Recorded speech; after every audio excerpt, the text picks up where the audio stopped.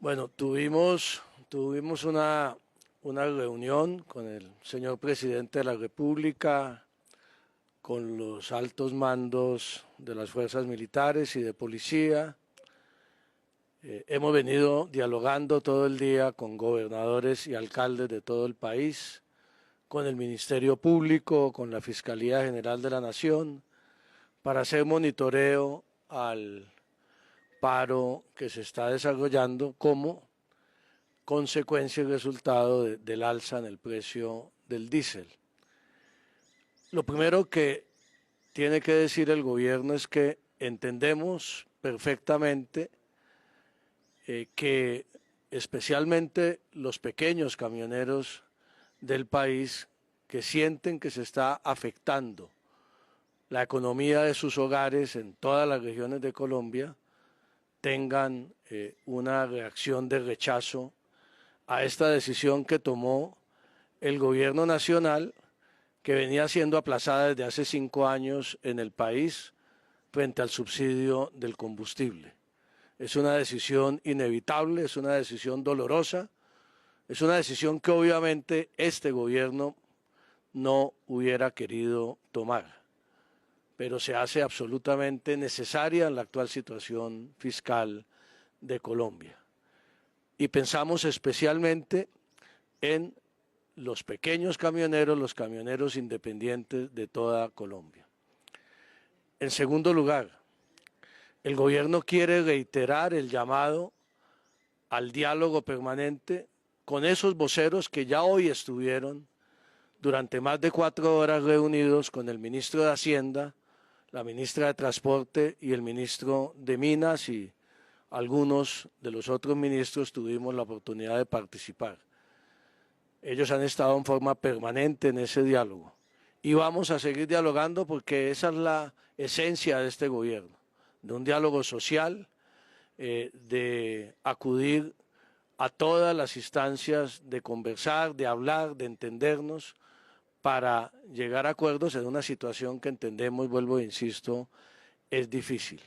Ahora va a continuar ese diálogo con todos estos sectores. Esta mañana participaron desde las carreteras, desde las ciudades, desde las distintas regiones y presencialmente también más de casi 800 camioneros de todo el país, de distintas agremiaciones, de distintas cooperativas, camioneros independientes, y seguimos en esa tarea de escucharlos. Vamos a solicitarles además, para mantener ese diálogo y avanzar en las conversaciones, que no se afecte el derecho a la movilidad de la mayoría de los colombianos, que no se afecte de ninguna manera esos derechos, que tenemos que rechazar las vías de hecho, así como muchas veces, incluso en épocas anteriores y recientes, el propio sector del transporte se ha quejado de bloqueos por parte de organizaciones sociales que afectan su trabajo. El bloqueo de los camioneros hoy afecta al trabajo, afecta eventualmente la salud, afecta el derecho a la educación de los niños de Colombia, y ellos tienen que reflexionar al respecto. Este gobierno garantiza la protesta pacífica, ese es un derecho fundamental que el gobierno garantiza y va a seguir garantizando, pero les solicitamos a todos estos protestantes en todo el país que levanten esos bloqueos, que el gobierno tiene un compromiso de seguir dialogando y que, sobre todo, no puede haber bloqueos permanentes en ninguna parte del país, y las autoridades de policía de todas maneras están en alerta para evitar que se cometan actos de vandalismo o de sabotaje en medio de estos bloqueos, y pedirles también que nunca se olviden las razones humanitarias del paso de ambulancia, del paso de niños en sus vehículos. Ese es el mensaje que queremos dar. Vamos a continuar con estas conversaciones, a evaluar las distintas propuestas que se están haciendo. Termino diciendo, este es un problema de muchos años que el país no ha resuelto. la estructura de costos del propio sector del transporte en Colombia. Este es un problema que además del costo del combustible del diésel tiene muchas otras variables que el gobierno quiere trabajar con el sector para medidas que se han anunciado en años anteriores y que no se han aplicado, podamos en este gobierno aplicado para mejorar las condiciones del camionero independiente, del pequeño camionero en Colombia. Y vamos a mirar, y es parte de esta conversación, cómo podemos avanzar rápidamente en tomar esas medidas. La ministra de Transporte, especialmente por su sector, está trabajando en distintas fórmulas al respecto.